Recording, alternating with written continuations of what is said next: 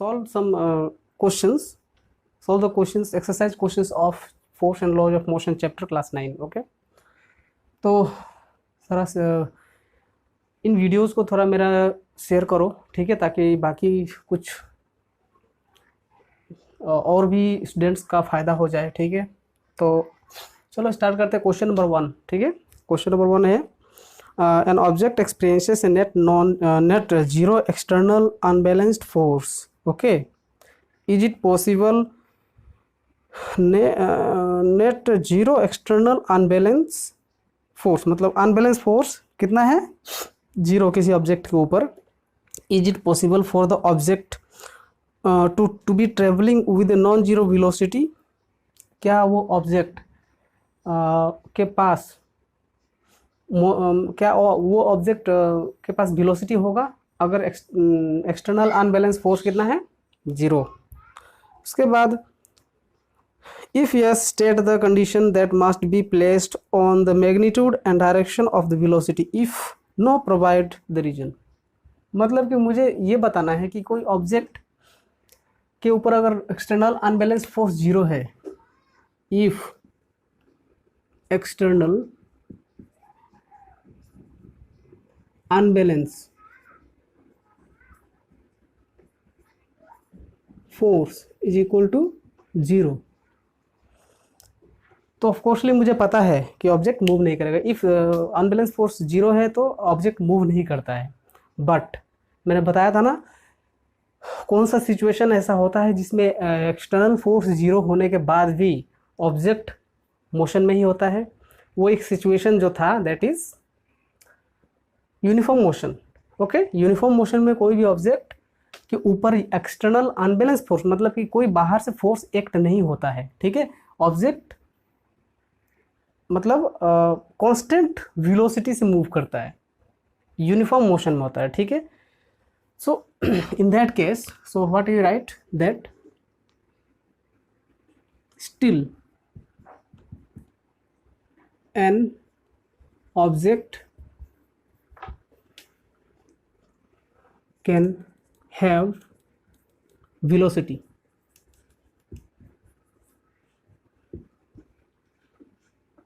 In case of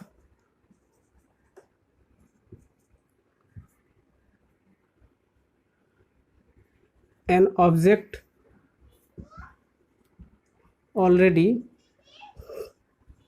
in uniform motion,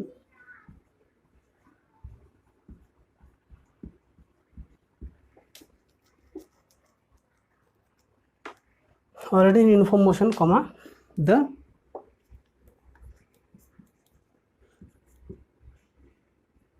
external force F external unbalanced force is zero. In that case, still the object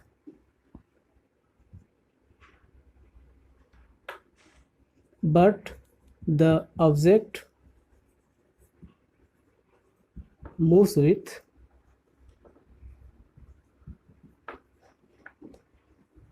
constant speed, ठीक है। तो ये तुमको बताना है कि कौन सा सिचुएशन में होता है। और एक चीज़ पूछा है कि अगर ये सिचुएशन में ऑब्जेक्ट मूव कर रहा है तो उसका मैग्नीट्यूड और डायरेक्शन क्या होगा। तो मैग्नीट्यूड कांस्टेंट होगा, सिंपल सी बात है। अगर मान लो 20 मीटर पर सेकंड से कोई ऑब्जेक्ट यूनिफॉर्म मोशन में मूव कर रहा है, तो ऑब्जेक्ट है ये जो कि 20 मीटर पर सेकंड से मूव कर रहा है, तो ऑफकोर्स उसका वेलोसिटी स्पीड क्या है, कांस्टेंट है, ये मैग्नीट्यूड कांस्टेंट है, ठीक है। और डायरेक्शन पूछा है, डायरेक्शन क्या होगा, जिस डायरेक्शन में ऑब्जेक्ट मूव करेगा वो कभी अपना डायरेक्शन चेंज नहीं करेगा, in the same direction it will move, so direction remains same, direction of object remain same, direction of the object will remain same. जिस डायरेक्शन में ऑब्जेक्ट यूनिफॉर्म स्पीड से move कर रहा है उसी डायरेक्शन में ही वो हमेशा रहेगा, वो अपना डायरेक्शन चेंज नहीं करेगा। अगर डायरेक्शन चेंज किया तो वो कांस्टेंट आई मीन वो यूनिफॉर्म मोशन नहीं रह जाएगा, वो क्या होगा, यूनिफॉर्मली एक्सेलरेटेड हो जाएगा। Okay okay, next question number 2। When A carpet is beaten when A carpet is beaten what happens, dust from that carpet comes out. मैंने बताया था इसको, न्यूटन्स फर्स्ट लॉ एक्सप्लेन करते वक्त हमने पढ़ा था, मैंने इसको बताया था आंसर। सो उसका एक्सप्लेनेशन उसमें है, देख लेना, ठीक है। अगर नहीं है तो सोच कि एक्चुअली क्या है, कारपेट को जब बीट करते हो तो कारपेट में जो डस्ट है ना वो रेस्ट में होते हैं, उनके पास इनर्शिया ऑफ रेस्ट होता है, ठीक है। सडन बीट होने से सडन मोशन में आना नहीं चाहेगा वो जो डस्ट पार्टिकल्स है, इसलिए वो बाहर निकल जाता है। रेस्ट में रहने की टेंडेंसी की वजह से वो बाहर निकल जाता है। तो इसका आंसर थोड़ा एक्सप्लेन करना है, हालांकि मैं जस्ट रीजन लिख रहा हूँ, तुमको एक्सप्लेन करना, ठीक है। इसका आंसर ये होगा because of inertia of rest. Because of inertia of rest, so you have to explain quite more. Okay, question number 3. Let's see question number 3. Why the luggage kept on the roof of a bus? Question number 3. It is advised okay, it is advised that you should tie the luggage kept on the roof of a bus. Okay, why? Simple सा बात है, ये भी first law में ये आता है, और इसका भी रीजन क्या होगा, इनर्शिया। इनर्शिया ऑफ क्या होगा, लेकिन ये याद रखो, इनर्शिया जब बस मोशन में आ जाएगा सडन, या फिर सडन रेस्ट में आएगा, तो क्या होगा, ब्रेक अप्लाई करेगा, और ब्रेक अप्लाई करने से पता ही पैसेंजर भी फॉरवर्ड बैकवर्ड मूव करते हैं, तो लगेज भी उसके ऊपर भी सेम इफेक्ट होगा, फॉरवर्ड बैकवर्ड वो भी मूव करेगा। अगर उसको हमने बांध के नहीं रखा है तो वो लगेज क्या होगा, पीछे चला जाएगा, या फिर सडन ब्रेक मारने से आगे भी चला जा सकता है, ठीक है। So because of inertia of, इसको भी एक्सप्लेन करना है तुमको, ठीक है। Because of inertia of rest और मोशन। देखो इनर्शिया ऑफ रेस्ट भी हो सकता है उसमें, अगर बस मोशन में ऑलरेडी, तो इनर्शिया ऑफ मोशन भी हो सकता है। तो इनर्शिया ऑफ रेस्ट ही मान के चलने से, या फिर मोशन भी तुम लिखोगे, दोनों ही करेक्ट है, ठीक है। So next question number 4. Question number 4. Let's see. एक क्रिकेट बैट्समैन क्या करता है, एक बॉल को स्ट्रोक करता है, तो स्ट्राइक करता है, तो वो बॉल कुछ दूर जाने के बाद ग्राउंड में अपने आप रुक जाता है, ठीक है। ऐसा तो देखा ही है, क्यों होता है ऐसा, यही पूछा है। तो इसमें 4 ऑप्शंस और कुछ ऑप्शंस दिए हैं, ऑप्शन की जरूरत ही नहीं, इसमें क्या आंसर होगा, सिंपल सा बात है कि बॉल और ग्राउंड के बीच क्या होगा, एक अपोजिंग फोर्स एक्ट होगा। वो अपोजिंग फोर्स क्या है, force of friction. Are you getting? Force of friction act होगा, या फिर और प्रिसाइजली बोले तो रोलिंग फ्रिक्शन एक्ट होगा, जिसकी वजह से यहाँ पे लिख दो because of frictional force between ball and ground. Between ball and ground there will be a frictional force which will come into effect, and due to which the ball will come to rest. Okay, so next question is question number 5. The question is given like this, that a truck starts from rest and rolls down a hill with a constant acceleration. यहाँ पे पहले ही hint दिया है, starts from rest, so initial velocity of the truck is 0. remember, start from rest मतलब initial velocity of the truck will be 0। एक truck है जो कि हिल से ऐसे स्लोप में गिर, मतलब रोल डाउन हो रहा है, ठीक है, गिर नहीं रहा है, मीन उसे चल के आ रहा है रोड पे ऐसे मतलब जा रहा है, ठीक है, नीचे की तरफ। तो उसका स्टार्ट हुआ था रेस्ट से, और ये ट्रेवल से डिस्टेंस 400, देखो डिस्टेंस दिया है सिंपल 400 मीटर, और टाइम इन 20 सेकेंड्स। सो इतना डिस्टेंस ट्रेवल करता है truck in time 20 seconds. Okay, so find the acceleration, find the force, find the acceleration. Acceleration क्या होगा और फोर्स क्या होगा, ये निकालना है। फोर्स कितना होगा बस आई मीन ट्रक के ऊपर, ठीक है। और एक चीज दिया है, mass of the truck is 7 ton, ठीक है, इज इक्वल टू 1 टन होता है 1000 kg, 2 ton 2000 kg, like that 7 ton is 7000 kg। Now we know that which formula I should use here. You see, S पता है, U पता है। यहीं पे प्रॉब्लम है कि एग्जाम में अगर क्वेश्चन ऐसे ही अगर मान लो आ गया जो कि तुमने किया नहीं है, तो तुमको ये देखना है कि क्या क्या गिवन है और इन गिवन थिंग्स और क्या निकालना है। इसमें इन क्वांटिटीज़ को मिला के कौन सा बेस्ट फॉर्मूला तुम लगाओगे, ये सोचो। ठीक है, बेस्ट फॉर्मूला कौन सा है इन कॉम्बिनेशंस का। देखो, एक तो है ए, मैं एफ की बात बाद में करूँ, बिकॉज दो क्वांटिटी एक ही साथ नहीं निकाल सकते ना, तो हम लोग एक क्वांटिटी को लेंगे a, m t s u. M तो निकाल, एम कब काम में आएगा, जब फोर्स निकाल रहे होंगे, ठीक है, ऑफ कोर्स लेकिन बाकी quantities A T s you इसके साथ कंबाइन करके कौन सा फॉर्मूला बन रहा है। देखो, S is equal to U T plus half A T square, ये फॉर्मूला भी बन रहा है। टाइम है, यू गिवन है, टाइम गिवन है, एक्सेलरेशन निकालना है, डिस्टेंस गिवन है, इसको लगा दो और एक्सेलरेशन निकाल लो।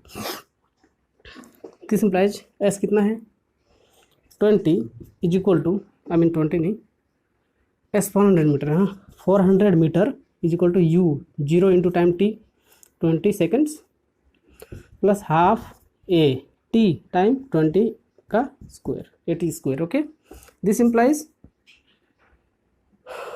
ए into 20 into 20, okay, divided by half भी है आगे ना, half into a 20 into 20 is equal to 400 metre. So यहाँ से हमारे पास एक्सेलरेशन कितना मिल जाएगा, a will be able to calculate like this 10, okay, then 10 times it will go on, and then 20 times are 200, 400 divided by 200 is 2, और ये हो जाएगा मीटर पर second. So the acceleration of the truck is, how much acceleration it is having when it was sliding down or rolling down the inclined plane, it will be 2 meter per second acceleration. I have got it. So this now again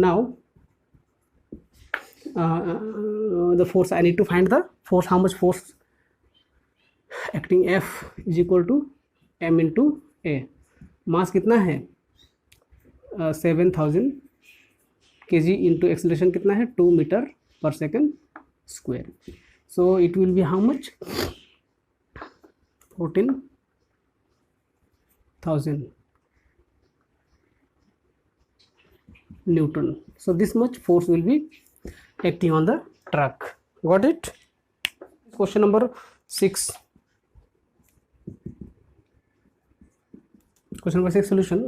The question is, a stone of size 1 kg is thrown with a velocity of 20 meter per second. Stone of size कितना था 1 kg. Mass of the stone is 1 kg. Given things, huh? What are the given things? Mass is 1 kg of the stone and thrown with a velocity of 20 meter per second. देखो, जब फेंका तो उसका initial velocity होगा, हाँ 20 metre पर second initial velocity दिया है। On a frozen surface of a lake and comes to rest after travelling a distance of 50 metre. लेकिन रेस्ट में आ जाता है स्टोन, फाइनली वो रेस्ट में आ जाता है, मतलब फाइनल वेलोसिटी कितना 0, okay, after travelling a distance of, मतलब एस कितना है 40 मीटर, आई थिंक 40 ना कितना था या 50 metre, after travelling distance of 50 metre the stone came to rest. Suppose एक स्टोन फेंका हमने, कोई लेक मतलब फ्रीज हो चुका है, ठीक है, तो वो तो बिल्कुल फिसलदार होगा, तो उसके ऊपर फेंकेंगे एक पत्थर ऐसे, ठीक है, ऐसे फेंकेंगे, वो स्लाइड होते होते होते होते होते होते कुछ दूर जाएगा, काफ़ी दूर चला गया। देखो एक्चुअली 50 मीटर जाके वो फिर रुक गया। क्यों रुक गया? ऑफकोर्सली फ्रिक्शनल फोर्स या फिर अपोजिंग फोर्स एक्ट होगा, ठीक है। अपोजिंग फोर्स कौन सा फोर्स है? वो फ्रिक्शनल फोर्स, और इस केस में क्या होगा? स्लाइडिंग फ्रिक्शन एक्ट होगा। तो पूछा है what is the force of friction between the stone and the ice, वही फ्रिक्शनल फोर्स पूछा है। तो फ्रिक्शनल फोर्स को डिनोट करते हैं हम लोग स्मॉल एफ से। रिमेंबर, फ्रिक्शनल फोर्स को डिनोट करते हैं स्मॉल एफ से। व्हाट, क्या क्या गिवन है? मास से पता, यू वी एस। देखो फोर्स निकालने के लिए फॉर्मूला एक ही, F is equal to m a, और कोई उपाय नहीं है। लेकिन एक्सेलरेशन तो दिया नहीं है, तो एक्सेलरेशन निकालना पड़ेगा।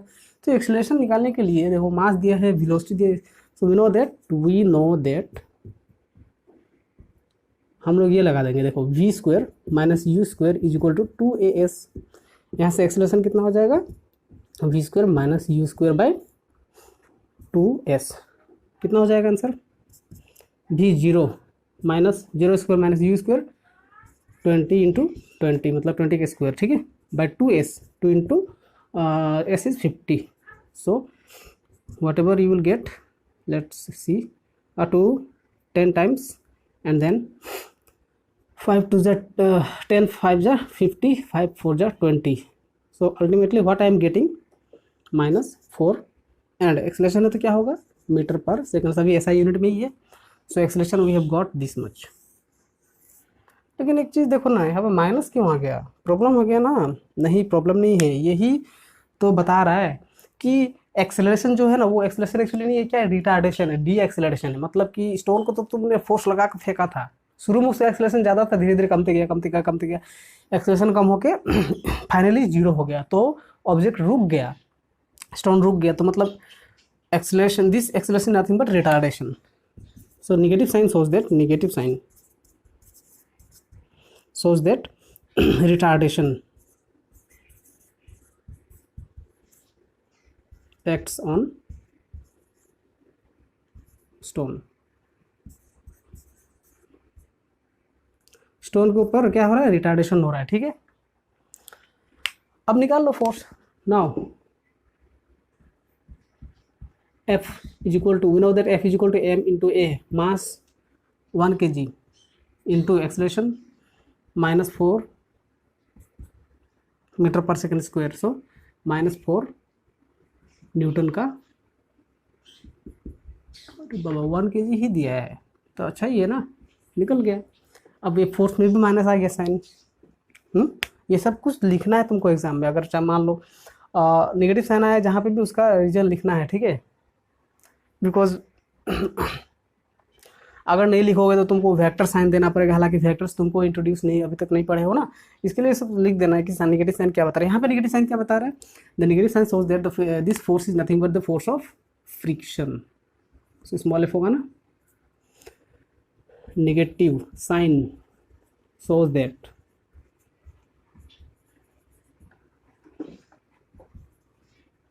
The force